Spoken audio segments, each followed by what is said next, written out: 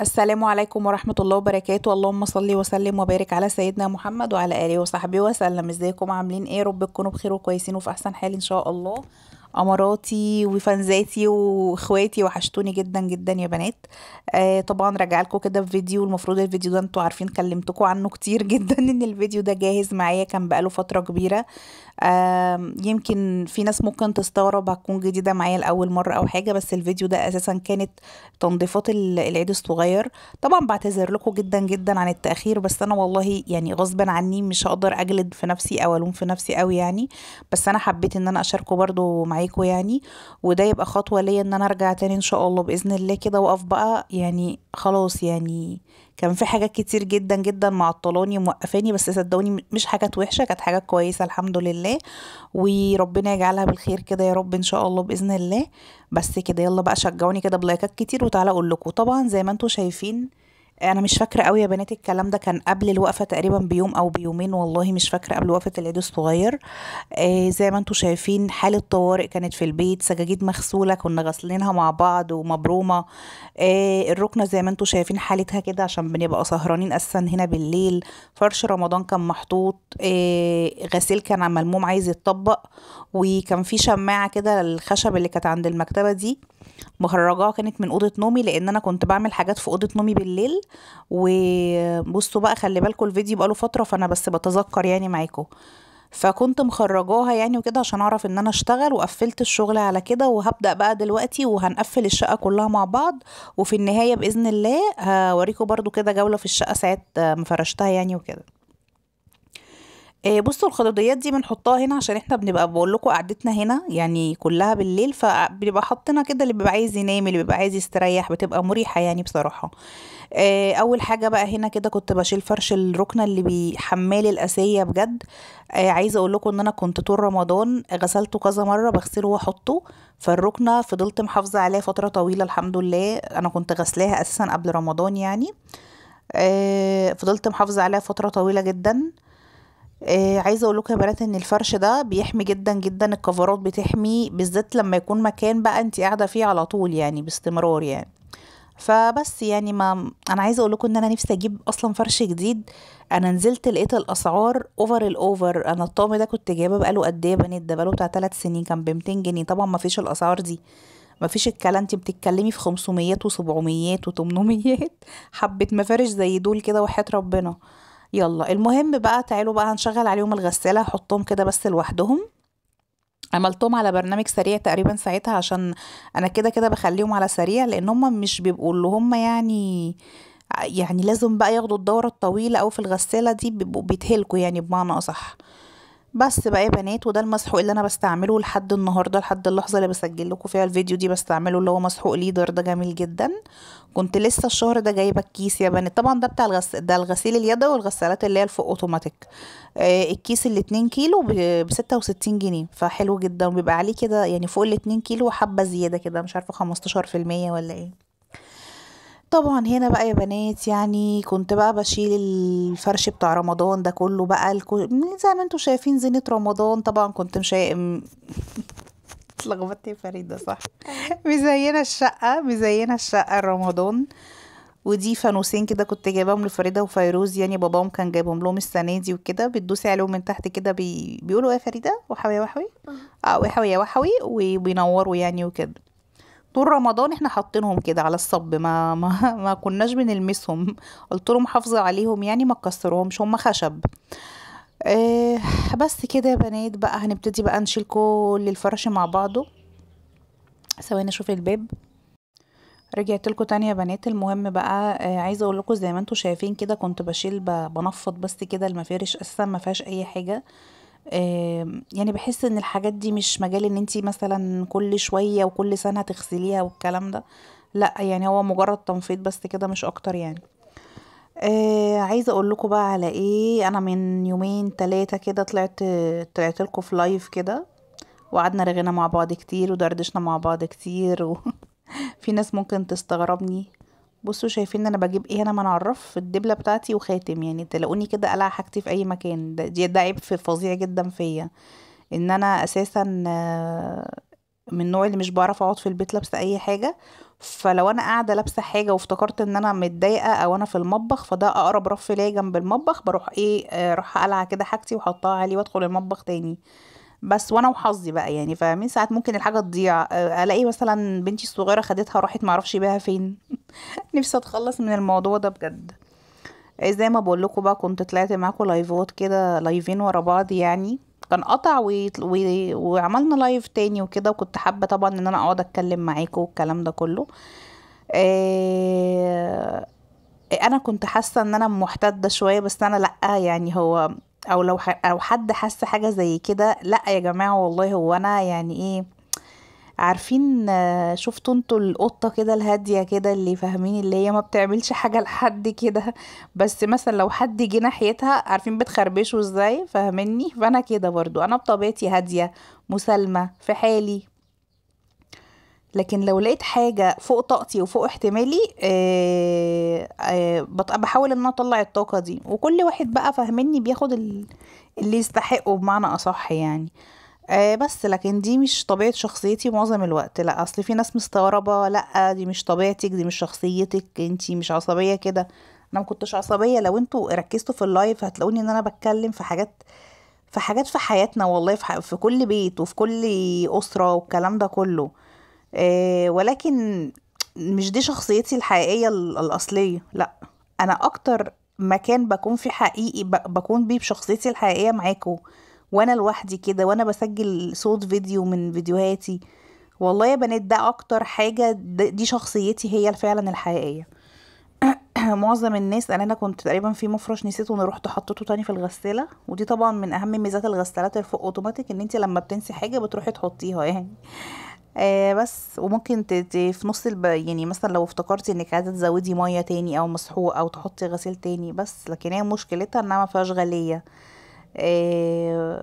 فيها وصلة ميه سخنه. فزي ما بقول لكم كده يا بنات، ده بيبقى انا، ده بكون اكتر مكان فيه. عايزين تعرفوا مين هي شيماء؟ اسمعوني. هي دي شخصيتي، هو ده هدوئي، هو ده يعني، فاهمين؟ انا عايزه اقول لكم ده اللي انا بعكسه لكم.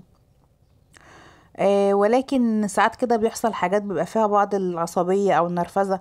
اكيد مش هيتحكم على شخصيتك وقت نرفزة، مع اني انا بقول لكم برضو ان انا ما كنتش متعصبة ولا متنرفزة، انا كنت ريلاكس جدا. راجعوا كده كويس اللايفات، هتلاقوني ان انا كنت هادية. بس بقول بقول مثلا بتكلم في حاجة مش مضايقاني انا لوحدي، انا شايفاها بقت حاجة في يعني عامة بمعنى اصح.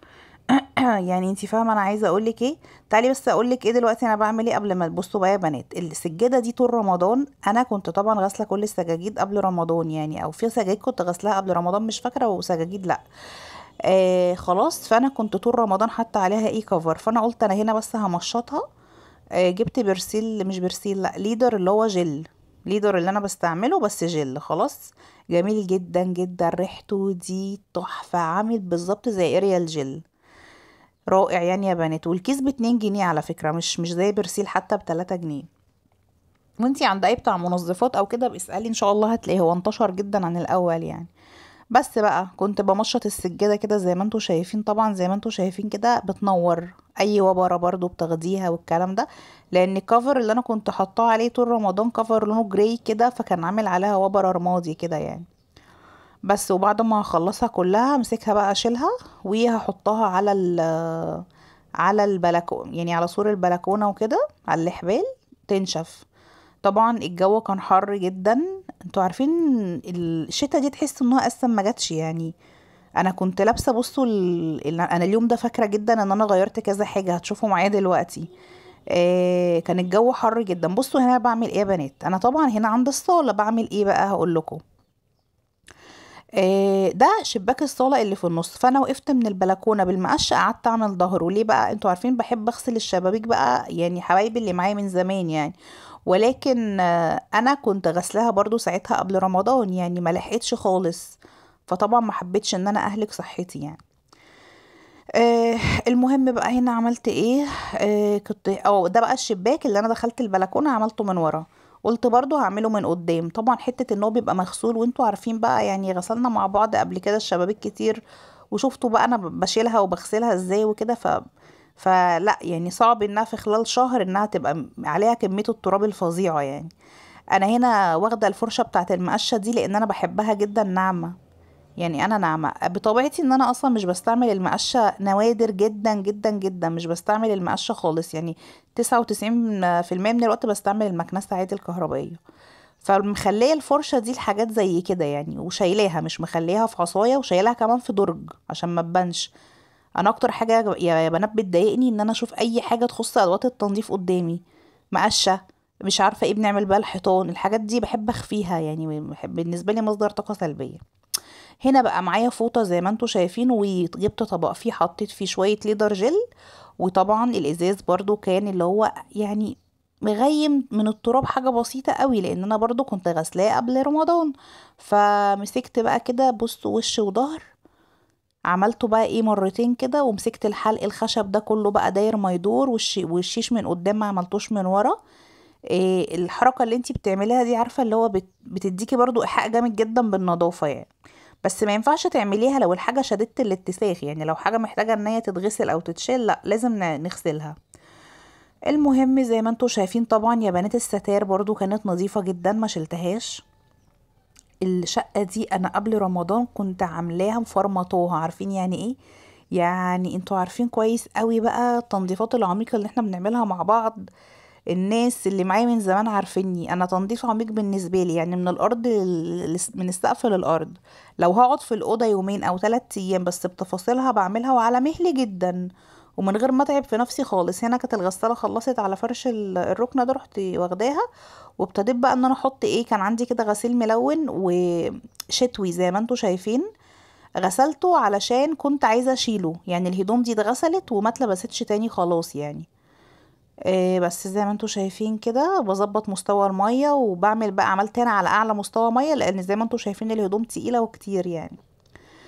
إيه برضو علشان كانت طول رمضان ايديا في الشقة وكده، فزي ما انتوا شايفين برضو اما جريت الركنة كان تحتها مش يعني.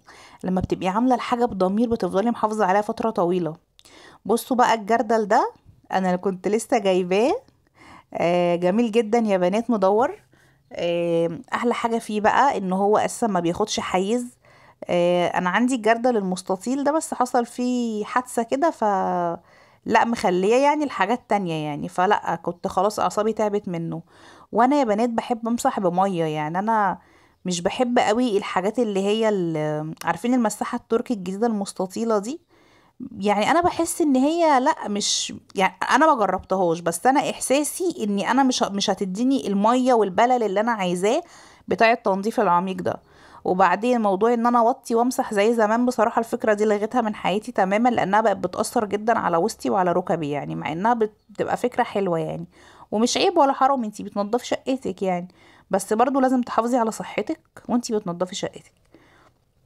المهم يا بنات، الجردل ده البلاستيك بتاعه جميل جدا جدا، ما الشركة او المصنع بتاعه اسمه الثعلب، هو اسمه كده.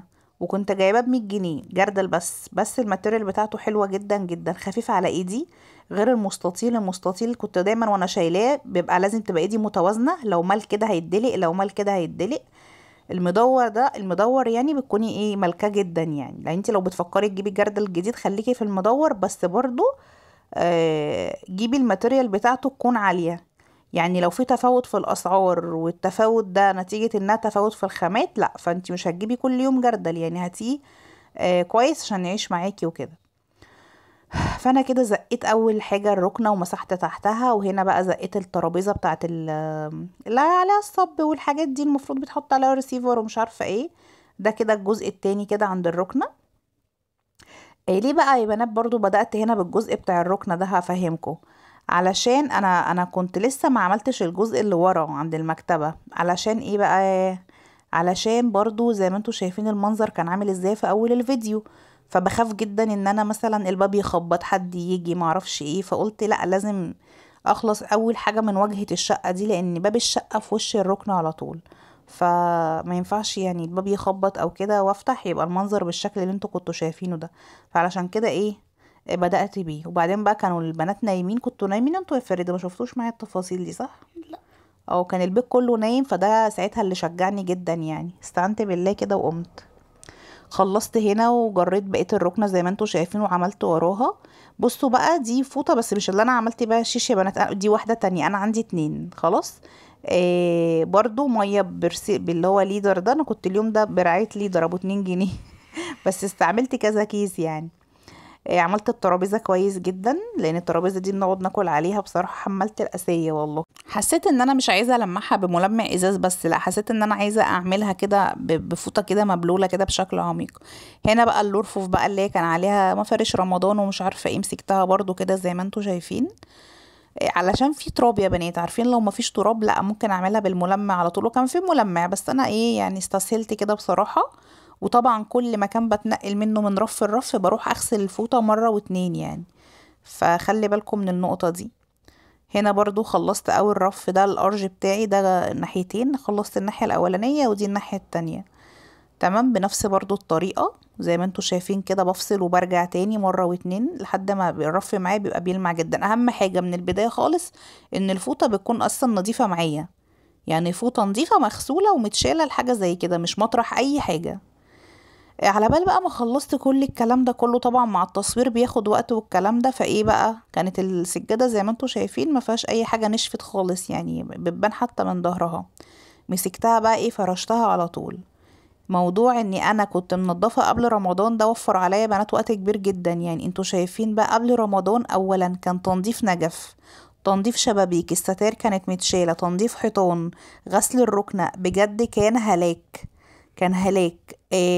فطبعا حتة ان انا بعمل قبل رمضان دي بتوفر جدا جدا عليا بصراحة تعب. بصوا انا عايزة اقول لكم على احكي لكم على حاجة يعني. انا ما عملتش تنظيفات رمضان دي غير لما اتجوزت، يعني بمعنى ايه، يعني انا في بيت امي ما كانتش بتنظف على رمضان، يعني كان بيبقى رمضان جاي علينا احنا عاديين، احنا بننظف التنظيف الاسبوعي العادي بس مش بنعمل طقوس ونشيل ونحط. ولو تفتكروا زمان في البيوت كان اخرنا خالص كلنا عندنا يا بنات اللي هي الفوانيس اللي احنا بنشتريها، يعني فانوس كبير وواحد في البيت هو ده بتاع رمضان، وبعد رمضان بيتشال، فاهمني؟ فكانت الحياة بسيطة. لكن دلوقتي بقى بيبقى فيه بقى ايه زينة عايزة تتعلق وما اعرفش ايه، ولازم الحاجة تتحط على نظافة. ولكن برضو ركزوا معايا، رمضان دايما كان بيجي في دراسة، ومامتي كانت موظفة كانت مدرسة، ما كانش ينفع تيجي قبل رمضان تقلب الدنيا لان في شغل خلاص. ولكن كانت الشقة بتتنضف على العيد تنظيف عميق جدا، ومش احنا اللي كنا بننضف، كان في واحدة بتيجي تساعدنا طول عمرنا. انتوا فاهمين انا عايزة اقول لكم ايه؟ فكانت طبعا ربنا يا رب يديهم الصحة كل اللي بيشتغلوا في المهنة دي وكده، ان هم بيساعدوا حد في التنظيف الشقق وكده، ربنا يبارك في صحتهم يعني. بتنجز برضو معاكي يعني، هو ده بيبقى شغلها، ما فيش مجال انها تقعد ولا تاخد نفسها او تتلكع او مش عارفه ايه. طبعا بتقعد تاكل وتتغدى وتفطر وكده، ولكن برضو حته ان هو ده بيبقى شغلها واكل عيشها، فبيخليها برضو تعمل بسرعه. بصراحه احنا كان ربنا رزقنا بحد يعني كانت اللي هي يعني مش بتدينا مجال ان احنا نعمل حاجة، بس والله كنت انا وماما على طول كنا احنا الاتنين ايدينا بايديها دايما يعني، وبنساعدها، ممكن نناولها مية، بس هي لحد الفرش حتى فرش السرير والستار وكل حاجة كانت هي اللي بتفرش، بس كانت سريعة جدا جدا جدا بصراحة. فكنا بننجز في يومين. شقتنا برضو يعني شقة ماما كبيرة يعني، انا مش عارفة صورتلكوا فيها تحت قبل كده، اللي هو بقى البيوت القديمة والشقق القديمة اللي كان المعمار بتاع زمان يعني واسع جدا يعني، ما شاء الله 4 اوض وصالة. ف... فما كانش في مجال بقى، انا كنت برضو لسه صغيرة وماما مش عايزة تتعبني وخايفة عليا، وهي برضو موظفة وبرضو تعبت وشقيت والكلام ده كله، فكنا بنجيب حد يساعدنا. بس بما ان انا بقى مش بشتغل وانا قاعدة في البيت وكده، فانا طبعا اللي بعمل حاجتي على مهلي واحدة واحدة، وعلى المواسم بعمل تنظيفات عميقة. غير كده الشغل اليومي او حاجة مثلا بتتعمل شهريا. تعالوا بقى اقول لكم انا بعمل ايه. انا هنا بعمل تتبيله بتاعت بني. خدوا بالكم احنا كنا في رمضان يعني، خدوا بالكم من النقطه دي كويس قوي. الفيديو ده متحنط يعني، انتوا معايا في الموضوع. هنا بقى كنت دخلت اعمل الفطار بعد ما نشرت الغسيل، طبعا اللي هو خلص في الغسالة، الغسيل الملون ده، وخف عليا كتير كل الغسيل اللي كان على الشماعة الخشب اللي كانت في اول الفيديو، اللي هي كانت في الصالة دي، كل الغسيل ده كان هيتغسل.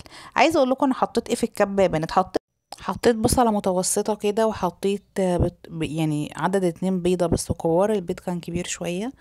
وحطيت ملح وفلفل اسود، وحطيت شوية كاري. على فكرة ممكن يعني تستغني عن اي حاجة غير الملح والفلفل الاسود خلاص، يعني ممكن ما تحطيش كاري.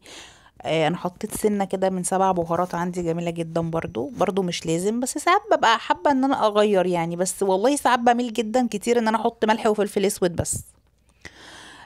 وحطيت زي ما قلت لكم بيضتين، وحطيت 4 معالق دقيق، وحوالي معلقتين نشا. خلاص، وحطيت شوية مية عليهم علشان موضوع الدقيق والنشا يبقى محتاج شوية مية، يعني ده مارينيه بتحطي فيه الفراخ، بتشرب منه، بيبقى جميل جدا جدا، وبيخلي الفراخ مقرمشة وكريسبي جدا وجميلة. تمام كده. واهم حاجة بقى يا بنات تحطي يعني مثلا ايه نص معلقة بيكنج باودر صغيرة. انا حطيت معاكم بيكنج باودر، يعني كان الكيس كده ما قضاش، رحت جبت كيس تاني.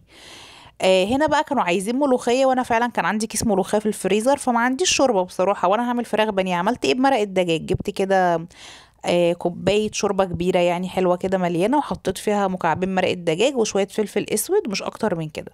ونزلت بكيس الملوخية.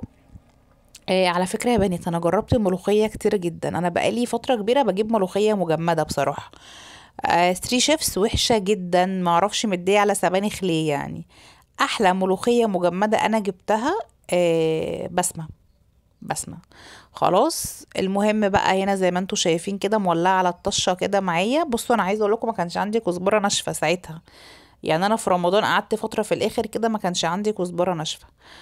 حطيت معلقتين سمنة كده كبار، وحطيت كام فص توم كده وبس. لما التوم احمر نزلت على الملوخية، وطبعا الملوخية مش بغطيها خالص عشان ما تسقطش وبعدين مش بتتغلي، خلي بالكم الملوخية لو خدت غلوة زيادة عن اللزوم بتقطع، بتبقى عبارة عن شوربة، مش ملوخية بقى ليها عرق وكده. الملوخية المصرية الجميلة بتاعتنا دي لا، بتبقى مدية كده على شوربة. فانتي مجرد ما الحروف تبتدي تقلب معاكي، تنزلي عليها بالطشة وهوب تروحي قافلة على طول. شكرا، احنا مش عايزين حاجة اكتر من كده. إيه، طبعا في مقاطع هنا يا بنات كانت اتمسحت معايا، لو تفتكروا كده كنت قايله لكم قبل كده ان انا في مقاطع اتمسحت مني في الفيديو ده، ودي كانت من الحاجات اللي كانت مخلياني قفلت من الفيديو ده وما كنتش عايزه انزله اصلا يعني. المهم يعني ما علينا، كنت تقريبا انا عملت كذا حاجه، وعملت سلطه، ومش عارفه كنت عملت ايه معاكم، ولا الرخامه، ولا المهم يعني. عملت شويه سلطه، وعملت كان في عندي التمر الهندي اللي هو الجاهز بتاع عمان دوت، عملته.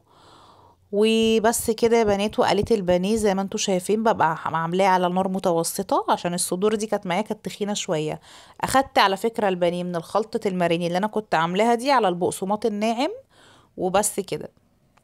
تسيبي بس يريح 5 دقايق، وبعد كده على الزيت على طول. بحب بقى اغرف الملوخية في الطواجن بتاعة الملوخية دي، بتبقى جميلة جدا يعني. بس وعملت على فكرة مع الأكلة دي شوية رز تقريبا برضو من ضمن المقاطع اللي اتمسحت. الرز وانا بعمله معاكم يعني هو عادي رز بشعرية، بس انا كنت حاطه له ورق لورا، وكنت حاطه له قرنفل، يعني بعمله كده رز متبهر كده يعني تغيير يعني. يعني انا ممكن اعمل الرز ده مع الفراخ البانيه بس مع شويه سلطه يعني، بس انا بس هنا زودت شويه ملوخيه، وطبعا العيش معايا اهو. وده كان فطارنا بقى يا بنات. تعالوا بقى اقول لكم هنا ايه في ايه. ده انا كنت هنا بغسل ستاير اوضه النوم. ليه بقى؟ انا هفهمكم. ستاير اوضه النوم كانت شديده الاتساخ جدا، وانا اساسا هنا على شارع عمومي وستاير بيضه، فعايزه اقول لكم انها فعلا ما بتستحملش. فانا بعمل ايه بقى؟ لازم الاول اخدها لوحدها كده، انزل التراب منها، وبعد كده اشغل تاني على نظافه. طبعا صرفت المية دي، عملت اللي هو يعني عادي كأني بعصر دوران عادي جدا، وشفطت كل المية دي، وغسلت وشطفت الغسالة شطفة حلوة كده، وبعدين بقى ايه هرجع اشغل تاني على نظافة يعني. اهي المية ابتدت تتشفط اهي، شايفين التراب طبعا قد ايه. فانتي لو حاسة ان ستايرك شدت الاتساخ، ما تغسليش على طول، لا، لازم تنزلي الاول التراب وبعد كده تغسلي على نظافة. ودلقت هنا مية عشان اضمن انها نطفت، وبعدين ايه ابتديت ان انا اشغل ايه تاني. انا اليوم ده كنت بعمل كذا حاجة، يعني انتوا هتلاقوا كذا حاجة معايا. ده بقى وضعي اوضه النوم. انا كنت بادئه من قبلها بيوم زي ما بقول لكم. شلت الستاير اللي عند الشباك، وشلت الشباك غسلته. انا ما كنتش عامله اوضه نومي تنظيف عميق على رمضان يا بنات. انا ولادي كنتوا بتعملوا ايه هنا يا فريده؟ كانوا قاعدين طب بصي هما بيشوفوني انا بكركب في ايه ولازم يبقوا فوق دماغي يعني، فاهمني؟ طبعا هنا كانت المغرب اتدنت بقى وفطرنا والكلام ده كله يعني. بيقولوا لكم حطوا لايك. بس فزي ما انتوا شايفين الستاير عندي من الحيطه للحيطه، فانا ممكن ماخدهمش كلهم في يوم واحد، بيبقى على حسب شغلي، لان احنا برضو كنا بنبقى صايمين وكده، فكل يوم كنت بعمل حاجه يعني. انا هنا كنت منضفه فوق الدولاب، وعملت تحت السرير مع نفسي انا، وعملت بقى اه انا هنا كنت غسلت الشباك. بس ما نضفتش، ايوه افتكرت نضفت بقى تاني يوم يعني. انا بس هنا كنت غسلت الشباك قبليها بيوم في الفجر كده، وطلعت الشماعة الخشب دي أزمة حياتي دي، طلعتها بره بيوميها بالليل. وهنا معايا البتاعة دي بعمل بيها الحيطان كده، مخصصاها بس للحيطان. وهنا كنت جايبة مية بالليدر اللي هو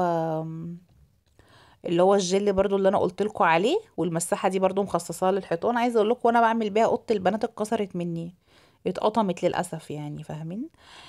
بس بقى يا بنات، عايزه اقول لكم ان تنظيفات العيد الكبير هتبقى شبه برضو كده يعني، هتبقى حاجات من هذا القبيل اللي انتوا شايفينه ده برضو، بس هي في حاجات هتزيد عليها ان شاء الله باذن الله. كلنا نعمل كده على العيد الكبير ان شاء الله باذن الله. كل سنه وانتوا طيبين يا بنات، وربنا يعود عليكم الايام بخير يا رب.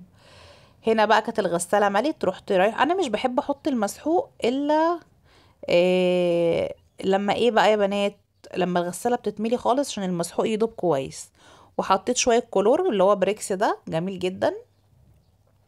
وبس هنا بقى ابتدي ان انا اغسل الستاير بقى ايه على نظافة. هنا وانا بصور اكتشفت والفلاش مفتوح ان الغسالة كده عايزة تتمسح، اسكت لا ما اسكتش، ما هديتش إلا لما رحت مسحتها بصراحة. هنا بقى كنت خلصت الجنب ده وعملت الحيطة دي معاكم، وزقيت بقى الكنبة. هنا عندي كنبة وزقيت الحاجات، طبعا الخشب زي ما انتوا شايفين. بصوا التراب كنت لسه ما مسحتش اي حاجة. جبت بقى الجردل بتاعي وحطيت فيه برضو شوية كلور اللي هو بريكس ده، وابتديت ان انا ايه امسح بقى كده بصوا يا جماعة، اللي هو الفوطة دي اللي احنا بنمسح بيها دي اكتر حاجة والله انا بحبها في المسح. اولا بتشيل معاكي كمية مية، بتشيل معاكي التراب، بتحسي كده ان انتي مسحة بعمق كده. طبعا الناس بقى اللي حبايبي اللي متابعيني من زمان عارفين ايه دي اللي انا بحطها في اوضه النوم لحد دلوقتي، محلك سر. يا ترى ايه هي؟ لو انتي بقى من متابعين القدام انتي هتعرفي ايه هي اللي في اوضه النوم دي اللي محطوط عليها المفرش. هنا بقى شدت التسريحه عشان اعمل هنا الناحيه التانية، وبرضو كنست ومسحت زي ما انتوا شايفين. وكنت شلت برضو هنا الستائر اللي هي في الجنب ده، وعملت الحيطه برضو بنفس الطريقه. وهقول لكم دلوقتي ايه اللي حصل تاني. بصوا بقى هنا فريدة. فاكرة يا فريدة اليوم ده؟ ذكريات ذكريات. فريدة هنا قعدت تقول لي يا ماما انا هطلع انا اعمل لك، خصوصا ان انا ببقى حاطه السلم فوق السراير يعني، بس هو ربنا بقى بيسترها معانا. والله قلت لها يا فريدة بلاش وكده، قالت لي لا يا ماما انا عايزه اساعدك وكده. طلعت شدت لي الستاير بتاعت اوضتهم، وعملت الحيطه برضو هنا يا بنات زي ما عملت في اوضه نومي. وقلت بقى اختصر معاكم كده، وزي ما قلت لكم في بعض حاجات اتمسحت، فيعني ما علينا يا بنات. وخلصت الحمد لله رب العالمين. هنا الجنب ده ما كنتش عامله فيه اي حاجه، بس شلت كل ده ومسحت الارض مسحه كويسه. والازاز بتاع النيش لمعته، والمراية بتاعت الكونسول والخشب بتاع النيش. هنا بقى جولة كده في الشقة بقى، بس تاني يوم بقى لما النهار طلع يعني زي ما انتوا شايفين كده. وفرشت الملايات ديت، وكانوا حاطين رسومات على الحيطة ومرضتش ان انا اشيلها وازعلهم. وهنا برضو زي ما انتوا شايفين، كنا ايه عاملين الدواليب، وبرضو منظمين الدواليب ومطبقين الدنيا. والسجادة دي كانت نظيفة فرشتها. آه، دي كده أوضة الأطفال عندي، غرفة البنات يعني بسيطة جدا ما فيهاش أي حاجة خالص يعني. بس كده. بص الرسومات شايفين، أنا عندي فنانات يا جماعة في البيت، ربنا يحميهم يا رب بجد. طبعا لما بنيجي ننضف أوضة بناخد الباب أكيد معانا، خصوصا لو الباب لونه أبيض. فرع النور ده كنت سايباه كده ساعتها. قلت كده خليه بيدينا بهجة كده في العيد. وهنا كده عند الستارة دي بيكون المطبخ والحمام.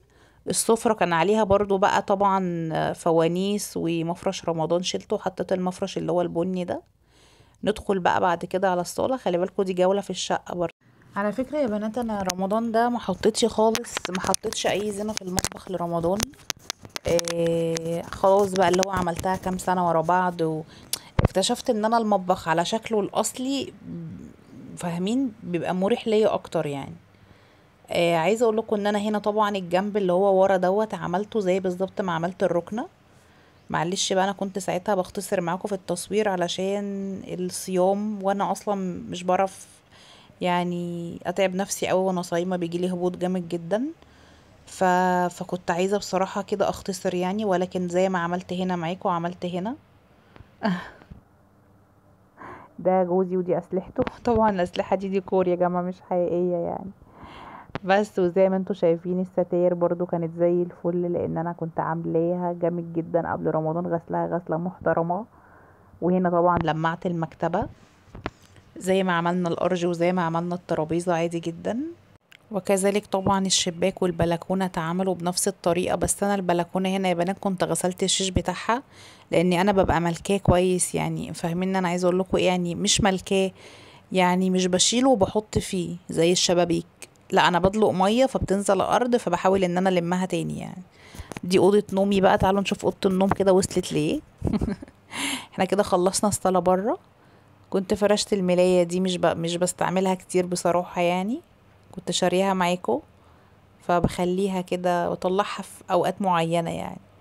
بس كده يا بنات، وزي ما انتوا شايفين ده كان الشكل النهائي لغرفه النوم برضو، بعد ما نضفنا الستاير برضو وعلقناها.